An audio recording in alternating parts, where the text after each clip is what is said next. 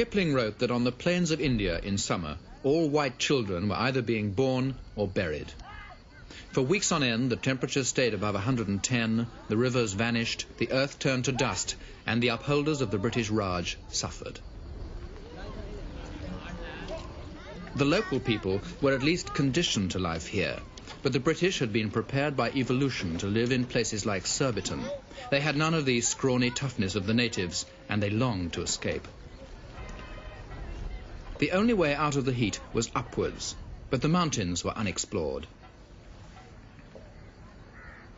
Then in 1818, two young officers started climbing from the plains. They marched into the Nilgiri hills and blazed the trail through all the traditional hazards of the explorer, jungle, tribesmen and tigers.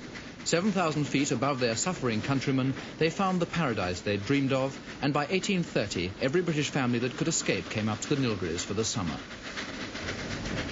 It took a long time travelling up. They'd zigzag up by bullock cart at about 4.5 miles an hour, and they'd take 5 days for the journey, and the sick would be dragged along behind them on litters. Nowadays, there's a train. It doesn't go much faster, but it does go straighter, and you can make the journey from the plains up to paradise in just 4 hours.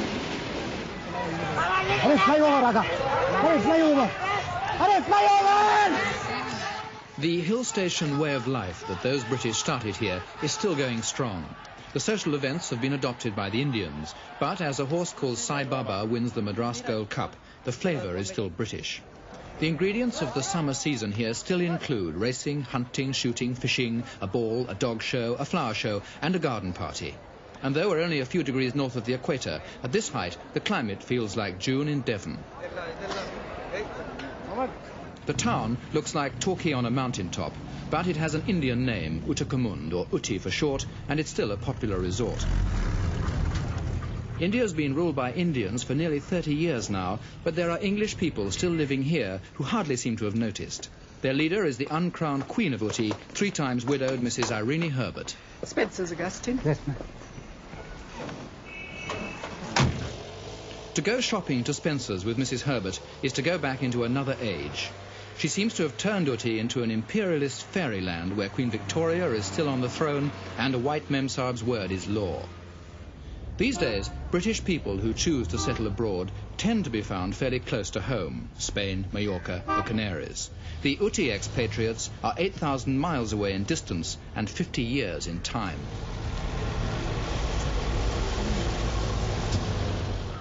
To a robust refugee from progress like Mrs. Herbert, Ooty is a perfect retreat, and Spencer's Emporium is a great comfort. Dettle and Dundee cake, butterscotch and gentleman's relish, Scotch whisky and Rose's lime juice. It's as reassuring now as it was when she first came to Ooty in the last war. Let's take my list too. We've got any decent bacon. This time. Nice lean bacon. Lean bacon. I was a refugee from Malaya, and I was thrown out of there about 10 days before Singapore fell. We didn't know where we were going. We were put on a battleship, told to leave at once. So I left with my 2 children, and we thought we were probably going to Australia. It took us about 10 days to get to Colombo, where we eventually dropped. So a good lady who was a friend of the general there said, "Why don't you girls come up to the Nilgiris?" I said, "Where on earth is that?" "Oh, it's in South India. It's a very nice spot, very nice climate." Right? Thank you. Thank you. Send them to the car. So she escorted us to the Nilgiris. In 1942, March the 4th, we landed in Ooty. And I've been here ever since. Mrs. Herbert and her daughter and grandson live with a maid and a driver 15 miles outside the town. She's running the Ooty flower show, among other things, so her own garden must be exemplary. We'll clip those later on sometime or other. Tish, don't you think these ought to be clipped or something done to them? Hmm? She's surrounded by jungle, cut off from the world, and she likes it that way.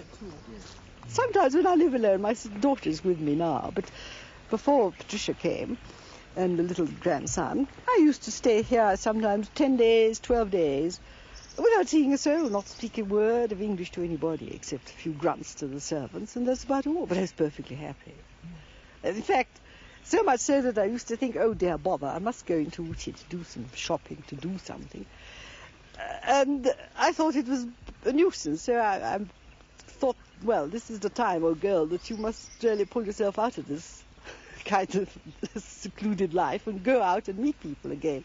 Because if not, you become a hermit. So easy to do. I think I would do it with the greatest of ease. You know, a savage, as she hears a car coming down the drive, oh, who's that? Run, quickly, hide. When you spend 10 days out here, not speaking a word of English to anybody, what do you do?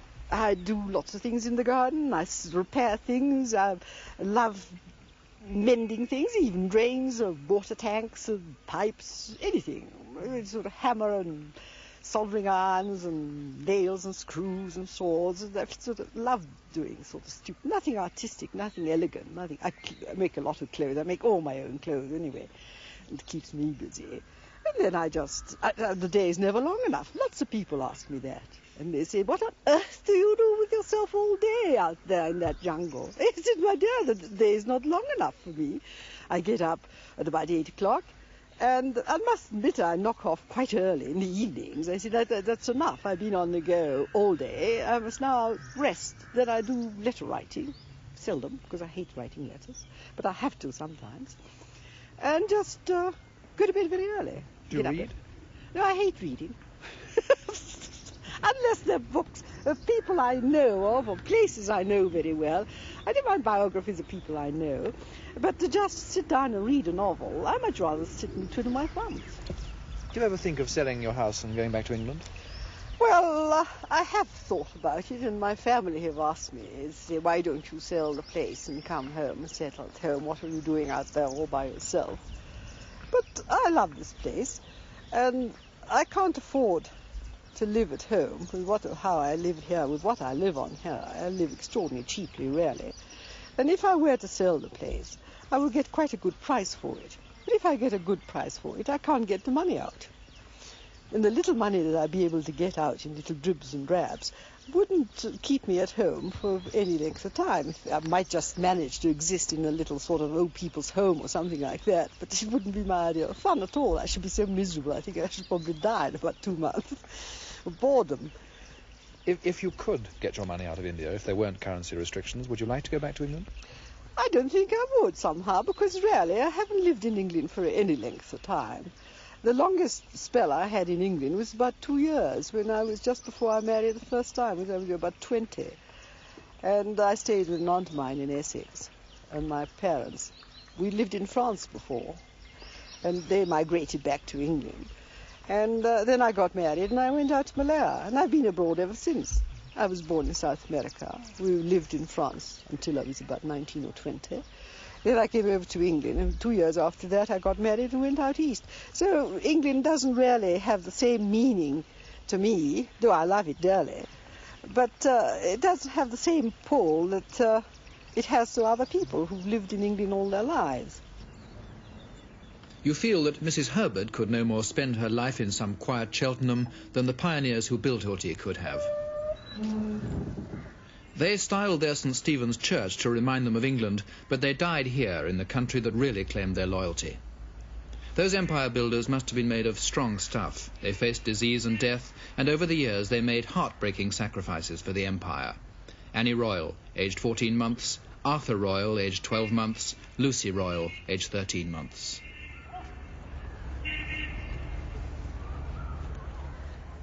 In the shadows of tall trees, the atmosphere in this graveyard is as English as the names on the tombs.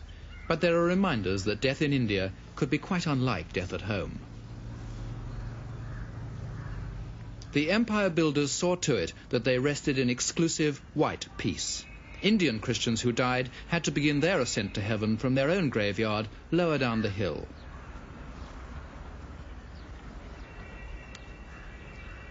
Now, of course, the Indians have inherited everything.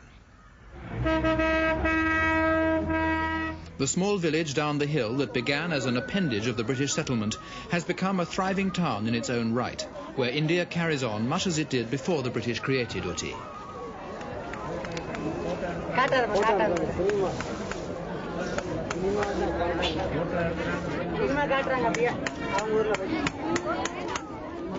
This is the India that has risen up the hill like a tide and gently washed away the British Raj. But still above the tide line stands the Ooty Club. These days, the members tend to be outnumbered by the staff. Men like Rodriguez, who mixes the best Bloody Mary east of Suez and polishes the empty members' bar, the visitors' bar, the ballroom, the dining room, the snooker room, and the card room. Everybody. Cheers. Cheerio. Cheers. Gin rummy, it must be Saturday. If it were bridge, it would be Tuesday. Wednesday. No, this time. Once Captain Burton, the explorer of the Nile, came here. He reported that he found the club full of foolish young people passing round claret and scandal. She was coming up. Yes. When are you in? Everyone here is an old India hand. Mrs. Hill was born in India. Major Leach has been here 58 years. They all say that India is home. No queenies, thank you. Mrs. Lemont's tried England and Africa, but she always comes back. Just imagine we should have been having our dog show this weekend, and it isn't raining. And yet we had it last weekend, and it rained, as usual. Then it's one way to bring the rain to Ooty, isn't it? Have the dog show or the flower show. Two things that'll bring rain to Ooty any time, any year. Oh, Peggy, you're a nice throw, but the wrong colours all the time. Told me something, Ken, for heaven's sake. I am. Thank goodness I bought that dog. The one with the deepest roots in India is Miss Queenie Wapshire. Won't be lucky to put me out. Queenie Wapshire lives alone in Rosemont, a crumbling 16-room mansion built by her grandfather. Long overdue. The rain pouring down by the... There were 19 rooms, but the east wing collapsed last year. Where were you at the time? I was at the Ooty Club. One of the Wapshire ancestors played a big part in putting down the Indian Mutiny, and as a reward, he was granted all the land he could see from the highest peak in the district. He took 20,000 acres and made the family fortune with teak and coffee. But as the British Raj lost its momentum, so did the Wapshires. Their estates dwindled, and the family missed their chance to sell up and quit while they could still get a good price, and they hung on. Now Queenie Wapshire wishes they hadn't. That's just it. I wish I had gone a long time ago. When we had the opportunity to sell our estates at a magnificent price some years ago, we refused it. My father refused it. He thought he'd be able to carry on, for years, still being the owner and virtually, doing as he wished. But you wish you'd gone? I wish at that time that he'd taken the advice. We were advised to sell up and, get away while the going's good. We would have been multi-millionaires had we gone at that time. And I always regret that. I sort of have a feeling of regret that we should have, taken the bull by the horns and gone. If you had gone then, where would you be now? What would you be doing, do you Probably think? in England. Probably in England. What sort of life would you be leading? Never know how Town, the situation... country? Or what? No, country for me. Country for me every time. I love the country. I'm happiest in the country. I simply love it. But that possible turning point was missed. Missed. It was. It would have been a great, help, I think, had we gone at that time. You last went back to England 21 years ago. 1952. What did you make of it? Well, I could consider it had changed. It had changed quite a lot, but I liked it very much. I had spent two very happy years there, staying in London most of the time, visiting the country. Do you ever consider settling there? I don't think so. I don't think I'd fancy it so much. At least out here, things are easy. We can afford servants and help. But I think in England, it's very difficult today, isn't it? Do you want to see England again? I'd like to go on a trip, a short trip, not for too long. Will you? I might. When my ship comes sailing. So Ooty really is home to you? Well, I love Ooty. Even when I leave Ooty for a short time, I'm always glad to come back.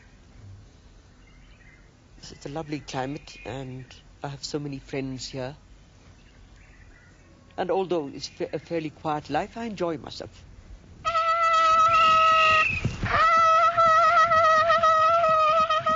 Master of the Ooty Hunt, 1903, R.D. Richmond. 1923, Lieutenant Colonel Denniston. 1933, Major Jackson. 1973, Colonel Gil Singh. How are the hounds this morning? How many couples out? They're looking nice, but we must take off some of that puppy fat. Yes, they are a bit fat. Soon. But they'll soon get it off. Start running around. Yes. Not finding a jackal. What are you going to do today? The same all round? We go, yes. There's nowhere else, there's not much choice. No. We're going right across. Are you? Right across. Oh, Right. that's a good long run. one. Yes, it'll go nice long run. Now, you're hunting mountain jackal. How often do you get one?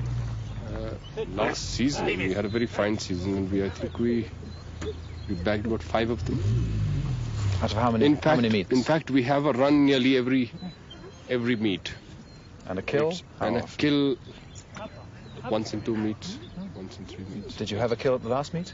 No, we didn't. So the odds are you will this time? Last meet, the conditions were too dry.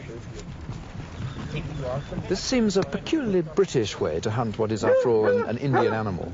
The hunt must have originated in England. I quite agree with you. We have certainly imported these hounds, and we've gone about this sport as you go about it in England.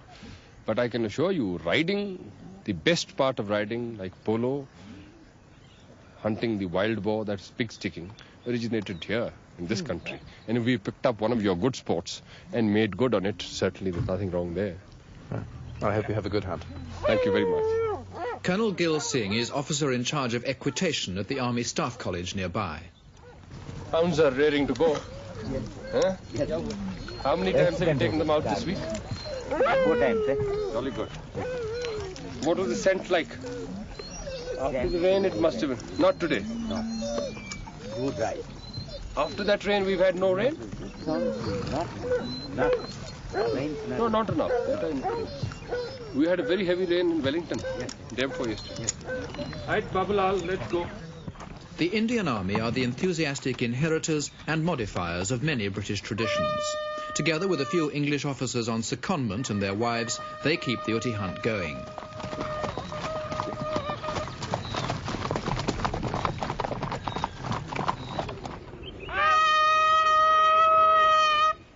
The hounds are imported from England. The country they hunt could very well be England. It looks like the South Downs. But in this landscape, the hunters have sometimes become the hunted. Hounds that got separated from the pack have disappeared to become breakfast for a panther. The riders say that when they fall off, the turban makes a good crash helmet. Their outfits have a style of their own, a colourful travesty of the English model. Babalal, across the Nala. Right around. We'll go across.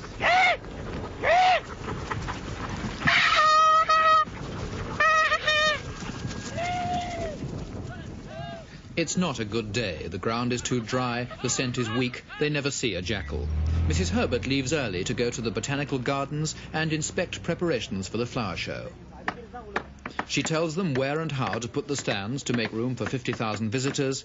She tells them to paint everything paintable. She tells them. And here, a post with a bamboo, a nice neat bamboo, a soft bamboo, is a banister, so they can hang on to it. Because the old ladies come up and they want the bamboo banister to hold themselves up. We're going to have a carpet on here. The carpet is in the office. Carpet. But you've got to nail it down with nails here. If not, it flaps over and they get their feet underneath it and they fall flat on their faces. So it's got to be nailed down, both ends. And a bit in front too, in case the wind blows it up. It's all going well until 2 of Mrs. Herbert's minions get carried away by a machine. She's told them to drill holes to put fence posts in, but they drill too many holes. Mrs. Herbert swoops on the official in charge. It's ridiculous. If not, you're going to get a sort of kind of sheep pen. Yes. You don't want that. So tell them to fill all this up. This is too many. The other side, much too. And it's like a market. Here, it's too many. Yes, it's like a cattle market. This. I mean, the prize-winning people don't want. Tell them to fill them in and turf them up straight away so it doesn't show. All round the botanical gardens, men are doing as the Memsahib says. She's in charge of the arrangements for the flower show because she told the local officials that she intended to take charge. No one questions Mrs. Herbert's authority, least of all Mrs. Herbert. She delights in it. No, but really these people do have to be organised a little bit. They're quite willing to help, but they don't know how to start helping. You know, they, in fact, if anything, they make muddles of things, and they say they're going to do a thing, and you rely upon them doing it, and then you find they haven't done it. They say, tomorrow, we will do tomorrow. It's already well, but I want it done there and then at the time. So I do it myself, in fact, very often. It's the best way to do it, because you really cannot rely on these people. They're so haphazard, and they do get it eventually done. It's always ready. That's what amazes me. For instance, when the Queen came over to India, they started making these archways. Literally, she'd landed at the airport, the sort of verticade coming out of the airport, and 2 miles down the road, they were still building these triumphal arches. But they were ready when the Queen passed. And it's the same here. I mean, a wedding reception or anything like that, the bride walks in one end, and she has to sit on a platform with all the curtains. And they're still hanging things up. But they're there when the bride arrives. I think it's magnificent in a way. But it is rather nerve-wracking when you're in charge of the preparations or the organisation. What do you think gives you your authority over these people? Why do they accept your orders? Oh, I suppose probably... Oh, no. I suppose probably because I've been here for so long and they're used to me. And they say, that old madam there, yes, she's all right. She barks at me, but she's quite all right, really. I mean, we get on quite well with her. And in a way, they do respect this age. They're quite good over that sort of thing. Except the youngsters, the young ones, are rather inclined to be a bit sort of insolent these days. There's a sort of independence that brought that on. In the old days, when you walked past and you went past them and the old man had an umbrella up, it was a sign of, respect to put your umbrella, to close your umbrella. And if they smoked a cigarette or if they were sitting on the side of the road, if you went past, they'll immediately stand up and stub the cigarette or else hide it behind their backs. Not so now. They'll come along and say, hello, hello, puffing away at you. That's emancipation, I suppose. Modern trend. Snooker was invented at the Ooty Club back in the days when it was crowded with off-duty officers and tea planters. On the morning that I took a lesson from the club president, Jack Lawrence, we were the only people in the whole club. The officers are long gone, and the planters are few. Well, I'm the only planter in the Nilgiris who comes here regularly. I come once a week normally, or sometimes more frequently. There's so few of us now. Don't you find it very quiet and lonely here? No, I don't. One gets used to sort of lonely life living on a tea estate. You don't think anything of it. When you come into the club on an evening, most of the year, I mean, I know this month it's quite busy because it's the season, but if, say, next month you come in some evening, what will you find here? How many people? Maybe nobody. No one at all. Maybe one or two local people, or a few people that have come up for the weekend or a week's holiday. Because our members can stay here. We've got rooms for them to stay. You're the president here. How many members have you got? We're just over 200. Just over 200 members. How many of those will be European? Oh, about 30 from all over India. And then we've got a few members, UK members, who were members while they were out here, but they've continued with the club as members. There's one thing they can do. So if they return to India, they can use the club again.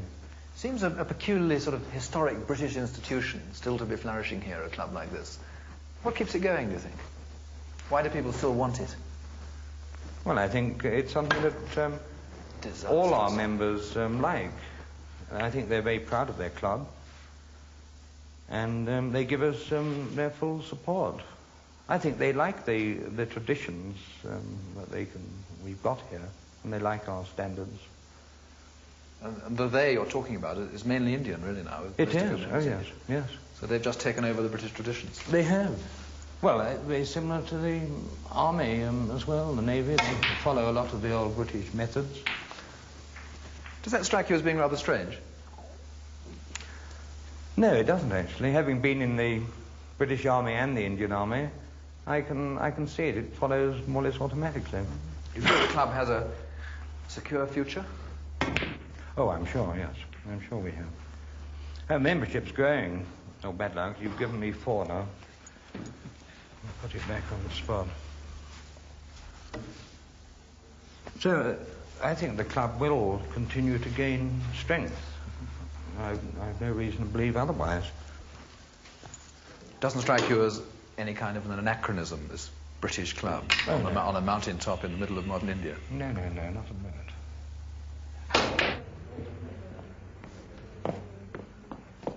Jack Lawrence lives, as he puts it, close to the club, about an hour-and-a-half's drive away. British tea planters are not only scarce in the Ooty club, they are a vanishing breed in all India. 5 years ago, there were 95 of them in South India. Now it's down to 25, and most of them are expected to go home soon to whatever jobs they can find in Britain. But Jack Lawrence means to stay here.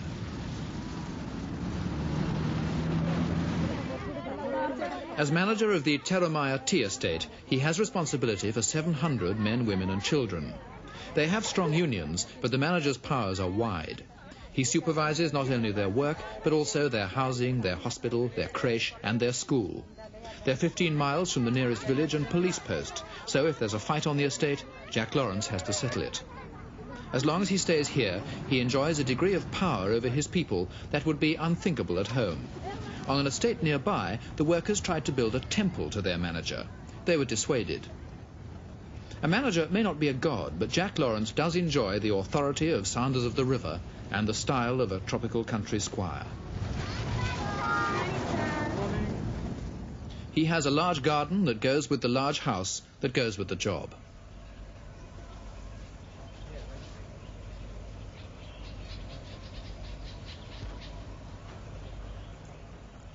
Jack Lawrence lives alone. For company, he has a garden full of orchids and the BBC World Service News. It's a solitary existence, but it doesn't worry him. I don't find it lonely, no. Some people do. Some people have come out and they don't like it at all. But this isn't a lonely life, not on this estate. But there are estates where it can be very lonely. But you live alone here yourself? I do, yes. I'm divorced, so entirely on my own. But I still like the life. Your wife didn't take to the planting life? No, she didn't. She found it too quiet.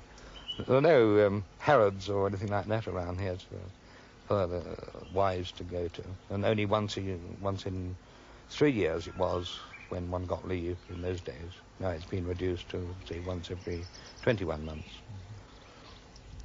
Do you ever find that the loneliness presses in on you a bit? No, never. I never feel lonely. I always seem to have something to do. When did you last go to England and what did you think of it? Oh, I went home in November 71 for 2 months. I don't like England very much, and especially in the winter, and especially getting Hong Kong flu soon after arrival. It wasn't at all fun. Very expensive. Living in hotels as I did, occasionally with friends, I found it just couldn't be done for long. It cost too much. What was your impression of the kind of life you might have if you lived there yourself now? I honestly don't know what I'd have done. I think I would have gone up to the north of Scotland or somewhere in Ireland and sort of got away from the crowd. I think that's the worst thing, and one of the things I dislike. Too many people, too many cars on the road. And after the life out here for 30 years, where the roads are comparatively free of traffic, and you can find wide open spaces and empty beaches, empty hillsides, and I'm afraid England doesn't appeal to me. Mrs. Herbert likes to rent an elephant for a stroll in the jungle. The words that best describe Mrs. Herbert are adjectives like indomitable, formidable, invincible, the sort of words they used to use to name battleships with. Once when she was camping here, a panther came into her hut. Mrs. Herbert confronted it with a pillow. The panther left. But when an Indian villager cut a branch off a tree in her garden, Mrs. Herbert reached for her gun. She thinks of the villager as it.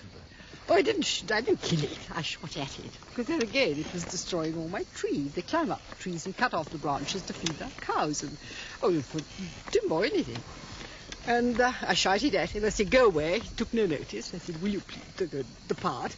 Oh, no, he went on cutting, so I lost my temper. So that time I put a number 8 in it. It was quite a small little peppery shot.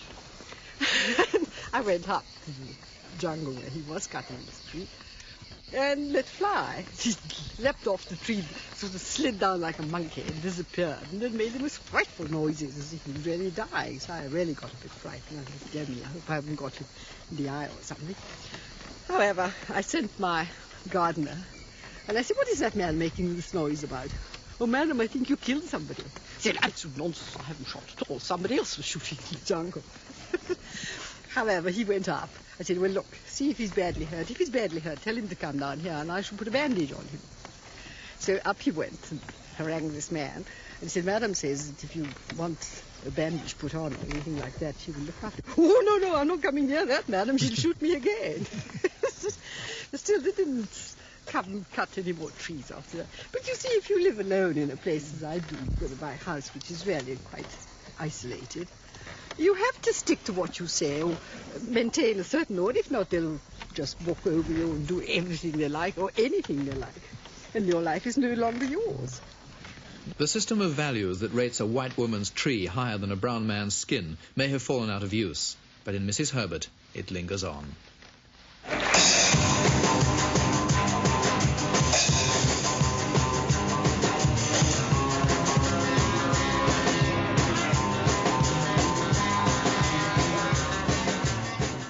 The night of the year at the Ooty Club.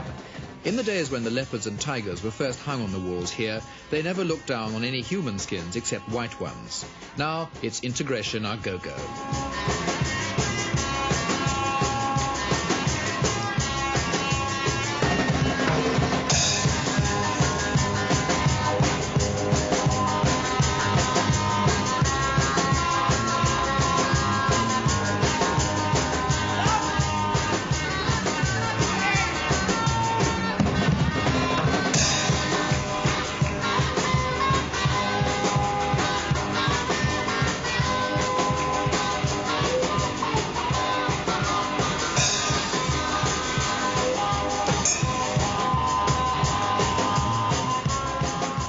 The heyday of the Ooty Club ball was over before many of these dancers were born. But for those who can remember, this seems a tame affair. Do you remember dances here in the old days? Oh, very much so, yes. What were they like? Oh, well, it depends. The hunt ball was one of these early morning affairs. In fact, we used to have breakfast here in our evening clothes and go to the hunt club and see the start of the hunt. And they used to hunt off, and the master used to dance until 6 o'clock in the morning, go back, rip his tails off, put on his little jacket, his suit, dress up as master of hounds and sit on a horse, ride for 3, 4, 5 hours, and come back and start all over again, continue the next day. They used to breed them tough, in fact. Yes. Oh, they were. What's happened to those people? Well, they've retired, most of them. Haven't they? Charles Baker's retired. There are none of them here now. No. They've all left. Do you think England still produces people like that? Of course they do. Who dance all night and then go straight into the hunt and so on? Of course they do. Hunt balls and things like that, don't they?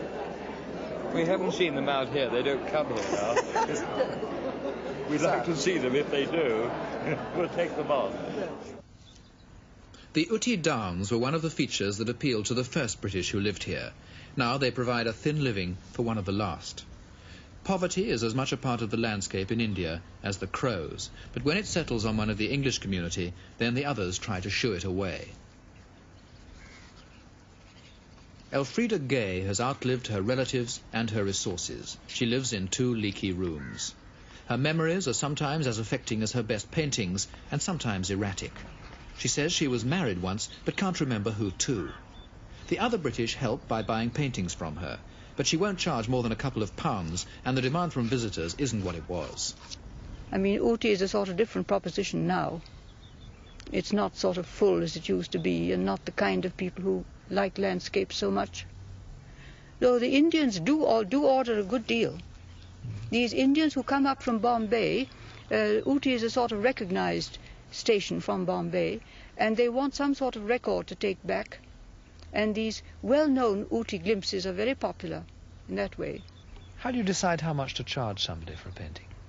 I can't remember how I first decided. In those days, prices were much lower. And on the whole, the sort of basic size, most favourite, was 10 by 14. A sort of harmless, not very big and not very small. And for that I used to charge 35. And on that I built either smaller or bigger and more price or less price.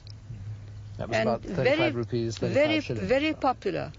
The lowest about 35 and the top about 45, 55. What do you get now for a painting, 10 well, by just 14? about the same as that. You daren't alter your price. Though the cost of living's gone up, hasn't it? Oh, yes. Oh, yes.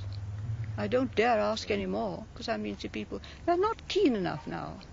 I don't get the same kind of public at all. They're not keen enough. What do you imagine England would be like now if you had to go there? I don't know at all what I'd do. I have very few relations and connections, even now in England even, let alone here. Not a soul here. And very few in England. I don't know what I'd do. I was speaking about it the other day to a friend, and they said, oh, you could get on perfectly well if you went to one of these concerns where they take people, students or travellers or something like that, live in one of these places. Not YW, I forget what she said. I could have headquarters there and work. But then, as I've always felt, upheaving and starting work all over again, when I've got some sort of footing in India, even if it's independent. It takes some thought, really, whether you go for good or not. Why have you stayed in India? Well, various reasons. I think one of the chief reasons was practically all my relations gradually retired. I think he was chief in the forest department, I really forget, a cousin. And they were devoted to India, but finally in those days it was the fashion to retire to England. And she used to tell me, in her letter, she died some years ago, she said, on no account retire to England. It's absolutely tough, you just stay where you are. She firmly advised me. He's been dead since. And then I had some cousins. I haven't heard from them for ages. Will you be happy to die in India? I don't know. What's one to think? Everywhere you turn, there's no doubt that at the back of your mind, no matter how sporting you want to be, you feel very much alone with things as they are. And no matter how nice people are, it's quite different. It's quite different. But then you have to think of the other side also, as to whether it's worth moving, with the other end of the stick also tough in its way, you see. I'd love to go to America, but I mean to say, who to? Start all over again there. So you've to decide. Decided really that you'll stay One here? sort of stays on, you know, until something happens. Of course, what I'd like to do, I think, sort of boiled down, Ooty would be hard to beat as a headquarters. It's mild, you can live here any time of the year without too much discomfort. And then travel every few months or every year, like some of my friends do. I feel inclined to say, lucky devils. They pack up, go off to Europe, have a good time, and then come back to peace and comfort, you see. That requires a lot of money. That requires a lot of money, but that would be the ideal thing to do. I think Ooty's unbeatable for retirement and peace and all that. But after all, even I haven't reached the age where I want nothing but peace. A little liveliness as well. One feels very out of everything here. That's the only trouble. But there's no alternative, really. There's no alternative for me so far. I've got friends keen on my coming to America, but I mean to say, sheer adventure. Wouldn't matter if I could come back. It's all a great problem. One of these things you just have to wait, you know, let them sort of tootle along in the air and decide how they want to turn out.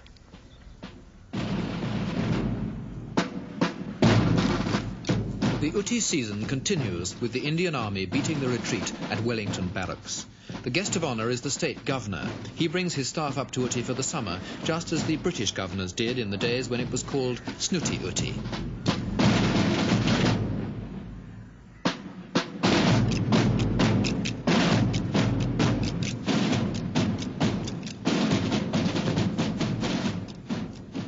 If you wonder how it can be that the Indians tolerate and even humour the handful of snooty British still in Ooty, the answer may be embodied in the governor. He once worked with Gandhi to throw off British rule, and he was twice put in prison by the British. But Gandhi, says the governor, was a man with a developed soul, and Gandhi said that Indians should hate the British system, but not the people. The governor believes that that's how most Indians feel. Indians have a tradition of digesting their conquerors and absorbing what they find useful. They did it with the Mughals, and they've done it with the British. And India seems to possess a benevolent mixture of tolerance, forgiveness, generosity, and perhaps apathy that makes it possible to digest even a Mrs. Herbert.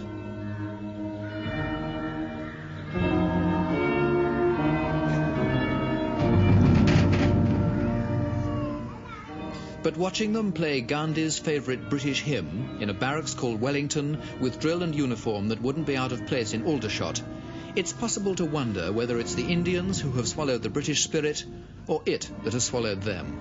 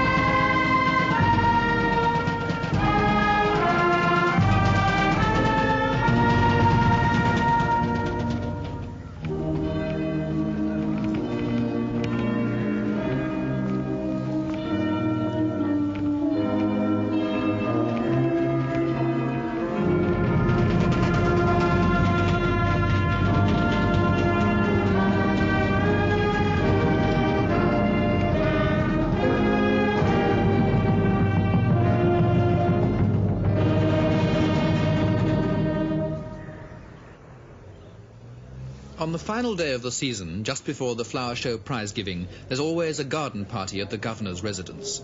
The arrangements have been supervised by Mrs. Herbert, and everyone who matters in social circles is here.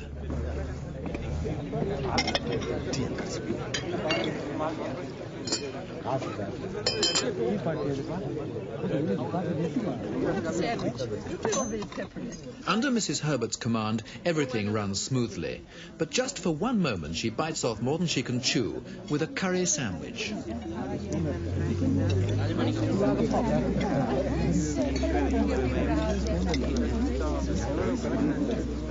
you satisfied with the arrangements? I'm not satisfied with sandwich, it's too hot. Did you find it easy to organise? Oh, yes, no trouble at all. You just go around to the government house, get hold of the controller of the household and to say I want 350 teas. They cook it all here, they do it all here. And bake all the cakes. In fact, they cook everything in the kitchens, and I inspected the kitchens too the other day. Rather old-fashioned ones, but very clean, not many flies. The climax of the season has arrived. The people of Ooty are fanatical flower growers. Dahlias, roses, hydrangeas, zinnias, snapdragons and marigolds claim their leisure hours, and they're fiercely competitive with their blooms. And no one is more dedicated to flowers than the army. The judging has been led by Mrs. Herbert. With her are the General and the Colonel from the Defence Services Staff College, whose garden is strongly fancied. Your Excellency, distinguished guests, ladies and gentlemen. There are 600 prizes to be shared around 60 gardens. No one should be disappointed. To extend to all of you a very warm welcome, in particular to Her Excellency, for having kindly consented to grace this occasion with her presence and to give away the prizes to the prize winners. Collection of vegetables, Mr. D. Nanjundaya, Udagamand. More successful exhibitor in vegetables. The Command and Defence Service Staff College, Wellington. When the army is victorious, the Colonel, who is Officer IC Gardens, collects the small trophies, but he leaves the big ones for his general. Best banana collection, Mr. M.E. Asaf Ali Sai, Sahib Ooty. Well done. Public gardens. Large gardens attached to government industrial undertakings, hydroelectric project and military gardens. First prize, the Command and Defence Service Staff College, Wellington.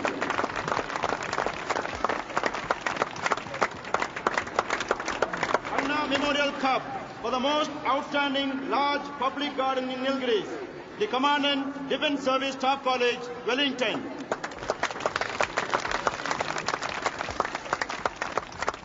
At last, they're getting big enough for the general. Rani Lady Mayammi Achi of Chettinad Rolling Cup for the best maintained hedges in Nilgiris, the Command and Defence Service Staff College, Wellington.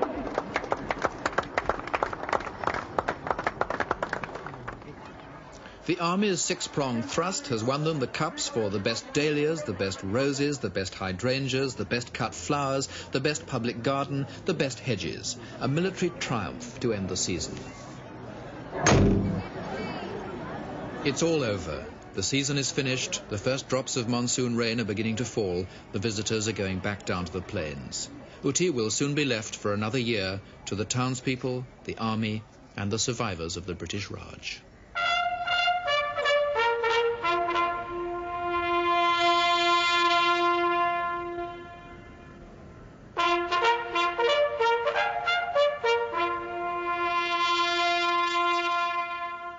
I feel regrets having lost all this beautiful, estate and everything. That's what I feel. But I love the country. I love India still. I mean, I love Ooty in the Nilgiris. But I do much regret having lost our beautiful estate. Because it is out of the world property, that. Simply beautiful. But it had to be, I take it. It had to be.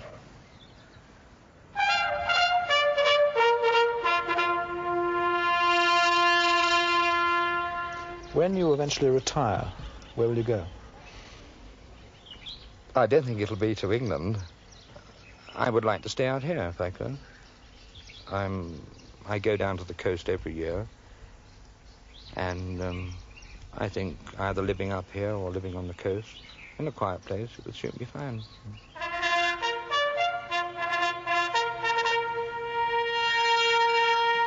Would you like to go back to England? Not particularly, no. Because, as I say, I love this jungle life. And I got used to all these people around here. And they understand me and I understand them up to a point, of course.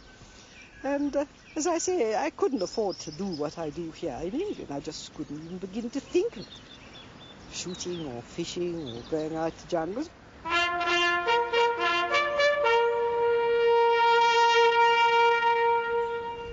As I say, I'd love to go away on a visit to England and to America. I'd love to, but it doesn't seem possible. Finance as usual. Everything in life boils down to that, when you come to think of it. Anyway, I'm quite happy in Ooty in many ways. One has to just look at one's blessings, you know. And I might add with perfect honesty, it's an absolute treat to have complete outsiders like you turn up and tootle about like fresh air. It's lovely.